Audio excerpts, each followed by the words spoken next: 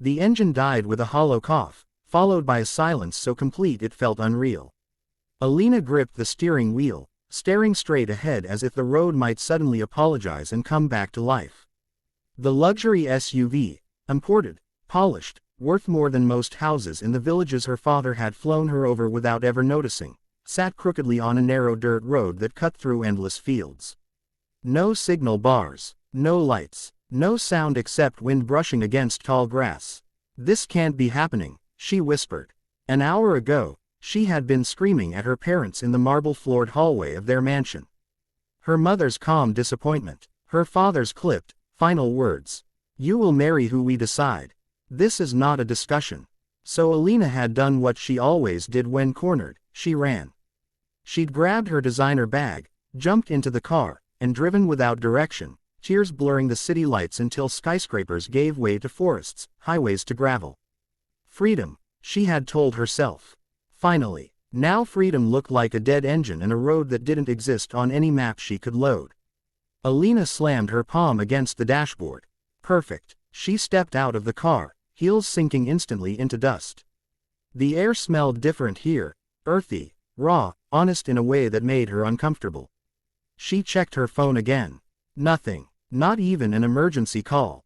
For the first time in her life, money couldn't buy an instant solution. She wrapped her arms around herself as the sun dipped lower, painting the sky orange and bruised purple. Panic crept in slowly, replacing anger. What if no one came? What if she had to spend the night here? She had never spent a night without walls. A distant rumble broke the silence. Alina froze. The sound grew louder, uneven, mechanical, not a car. She turned toward the horizon and saw it. A tractor, old and scarred, moving steadily across a field toward the road. Dust rose behind it like smoke. Relief flooded her so fast her knees nearly gave out. She waved both arms, abandoning any trace of dignity. "Hey, hey." The tractor slowed, then stopped a few meters away. The engine cut off, leaving behind a heavy quiet. A man climbed down. He was tall, broad-shouldered, dressed in work-worn clothes stained with oil and soil. His boots were caked with mud, his hands rough, his face tanned by years of sun. He looked at her with calm, assessing eyes, not impressed, not intimidated. "Yes," he said simply. Alina took a breath, trying to sound composed. "My car broke down. I need help. Tow service. A phone. Anything." The man glanced at the SUV, then at the road. "You're far from anywhere. I noticed," she snapped, then softened her tone. "Please, I'll pay." That word usually changed everything. This time, it didn't. "I can tow you to the village," he said. "No service out here. Closest mechanics there." "How far?" she asked. "About 20 kilometers. Her heart sank. "Tonight," he shrugged. "If we hurry." She nodded quickly. "Fine. Yes. Thank you." As he worked, attaching the chain with practiced ease, Alina studied him. There was something grounded about the way he moved, unhurried, confident. He didn't ask her name. Didn't stare at her clothes. Didn't flirt. It unsettled her. They rode in silence, her SUV dragged behind the tractor like a humbled animal. The village appeared slowly. Small houses, dim lights, a quiet that felt permanent. He stopped near a modest home and turned to her. "You can stay at the guest room above the workshop. Mechanic will look at the car in the morning." Alina hesitated. Thank you." She reached into her bag and pulled out cash, more than most people here probably made in a month. She handed it to him. He looked at it, then at her. "This is too much. Take it," she said. Sharply. "I'm used to paying for problems to go away." Something flickered in his eyes, not anger. Amusement. "Name's Ivan," he said, taking only part of the money and handing the rest back. "And problems don't go away that easily." She scoffed. "Trust me, they do." Later that night, lying on a narrow bed, staring at a cracked ceiling, Alina listened to unfamiliar sounds, the hum of insects, distant dogs, the creak of old wood. Her phone lay useless beside her. For the first time, no one was tracking her. No parents, no assistants, no expectations. And yet, she felt more trapped than ever. Her thoughts returned to the argument, to her father's ultimatum. "You will marry him, or you will lose everything." She sat up suddenly. An idea, reckless, Desperate, brilliant, took shape.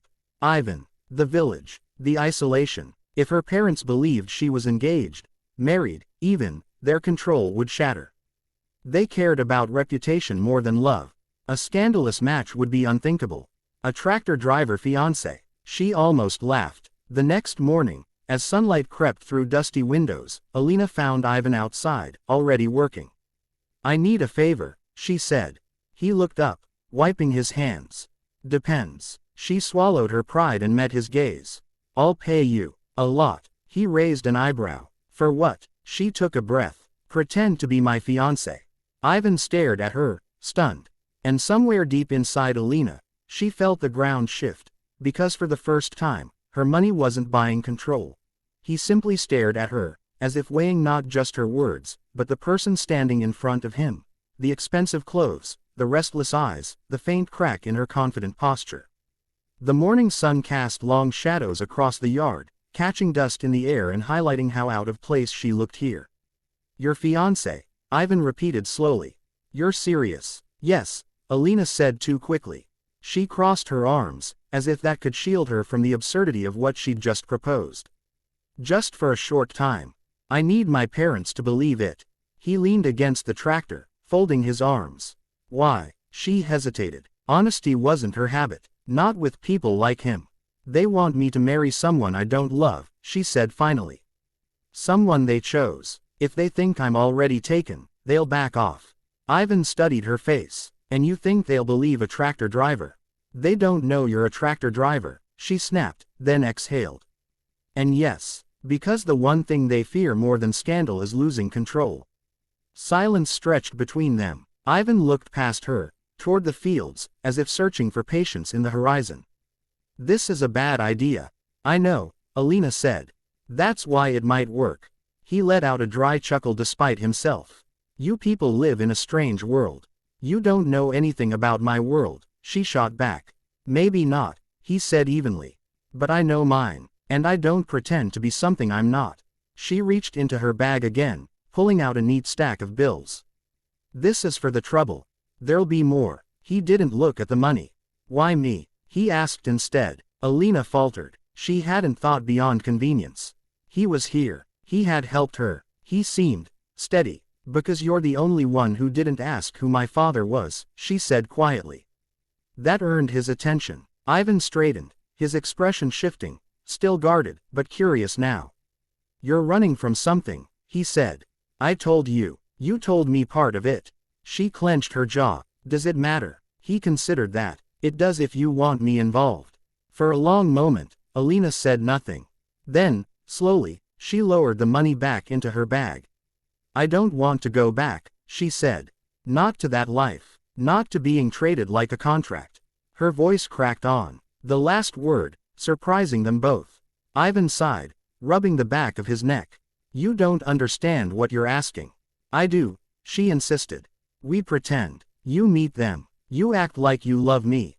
That's it. And when it ends?" he asked. "It ends," she said simply.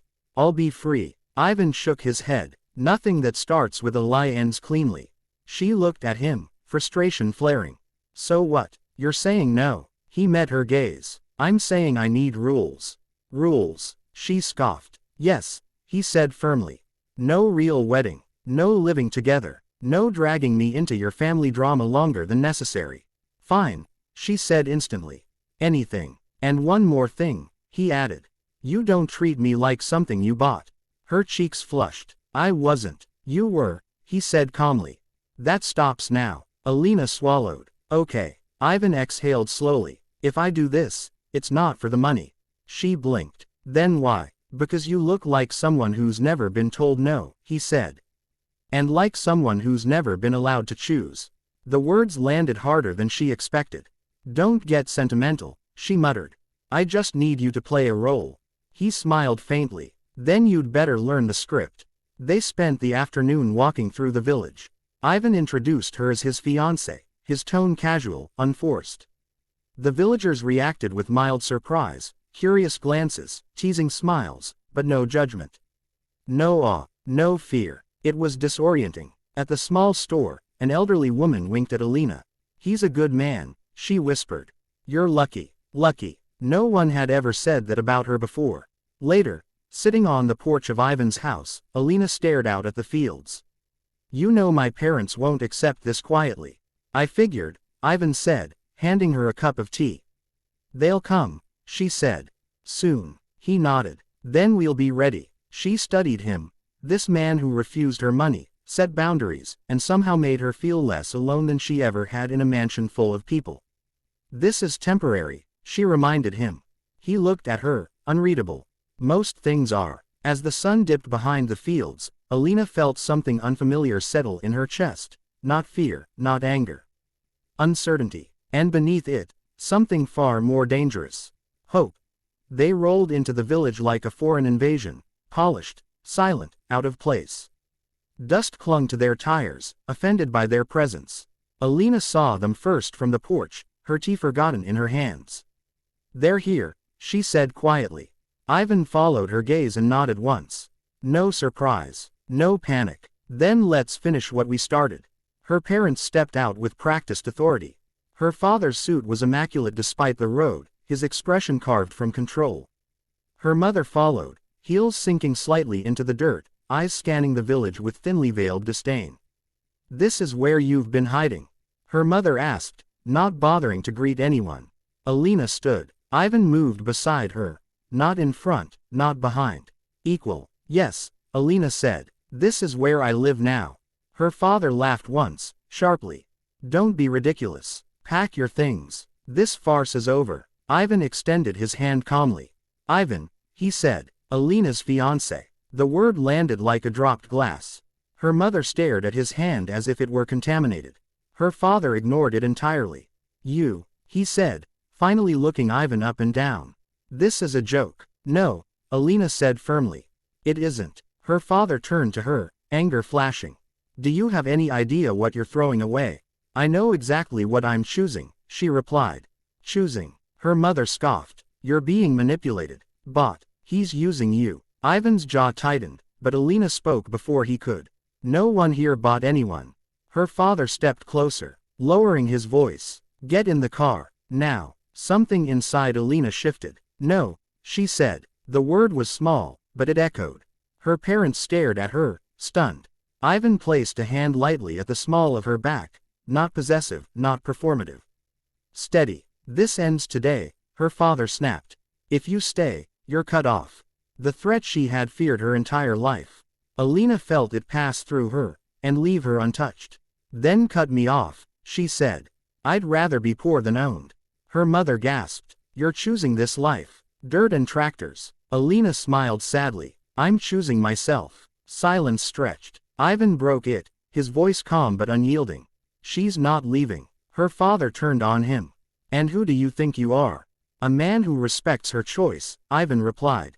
Something you never learned. The insult landed hard. For a moment, it seemed like the argument might turn ugly, but then Alina's father exhaled, slow and controlled.